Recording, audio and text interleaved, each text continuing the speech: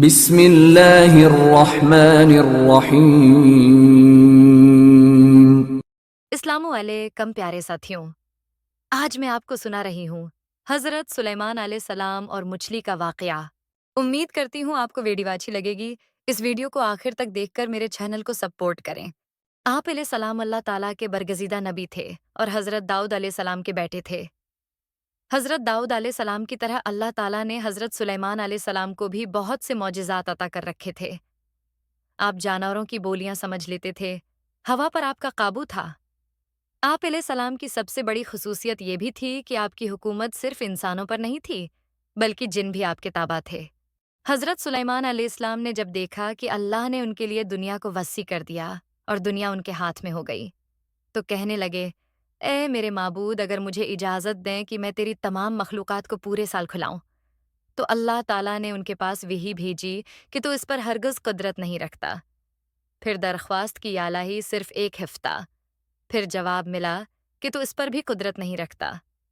پھر درخواست کی یا الہی ایک دن، فرمایا اس کی بھی قدرت نہیں رکھتا۔ بہرحال اللہ تعالیٰ نے ایک دن کی اجازت دے دی، تو حضرت سلیمان علیہ السلام نے تمام جنات اور انسانوں کو حکم دیا کہ وہ تمام کے تمام ان چیزوں کو جو زمین پر حلال ہیں، یعنی گائے، بکریاں، دمبے وغیرہ، اور ان تمام کو جو جنس حیوان میں سے ہیں، یعنی پرندے وغیرہ۔ جب جنو انس نے ان چیزوں کو جمع کر لیا تو اس کے لیے بڑی بڑی دیگیں تیار کی گئیں۔ پھر ان جانوروں کو ذبح کیا گیا اور ان کو پکایا گیا، اور ہوا کو حکم دیا گیا کہ کھانے پر چلیں تاکہ خراب نہ ہو۔ پھر کھانوں کو جنگل میں پھیلا دیا گیا۔ اس کی لمبائی 1 مہینے کی مسافت کے برابر تھی اور اس کا عرض بھی اتنا ہی تھا۔ پھر اللہ تعالیٰ نے حضرت سلیمان علیہ السلام کے پاس وحی بھیجی، ہے سلیمان علیہ السلام تو مخلوقات میں سے کس سے دعوت شروع کرے گا؟ تو حضرت سلیمان علیہ السلام نے فرمایا کہ میں دریا کے جانوروں سے شروع کروں گا۔ تو اللہ تعالیٰ نے بحر محیط کی ایک مچھلی کو حکم دیا کہ وہ حضرت سلیمان علیہ السلام کی ضیافت میں سے کھائے۔ چنانچہ اس مچھلی نے سر اٹھایا اور کہا، اے سلیمان علیہ السلام، میں نے سنا ہے کہ تو نے ضیافت کا دروازہ کھول دیا ہے اور میری ضیافت تو کرے گا۔ حضرت سلیمان علیہ السلام نے فرمایا، ہاں، کھانا شروع کر۔ چنانچہ وہ مچھلی آگے بڑھی اور دسترخوان کے شروع سے کھانے لگی۔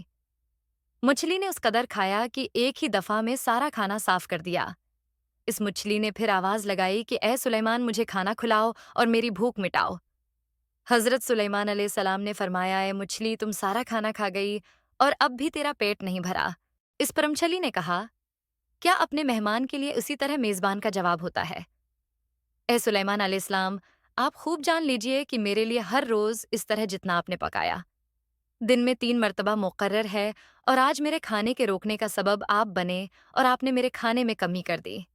اسی وقت حضرت سلیمان علیہ السلام اللہ کے سامنے سجدہ ریز ہو گئے اور کہنے لگے، پاک ہے وہ ذات جو کفالت کرنے والی ہے مخلوق کی روزیوں کے ساتھ، جہاں سے مخلوق جانتی بھی نہیں کہ کہاں سے آتا ہے۔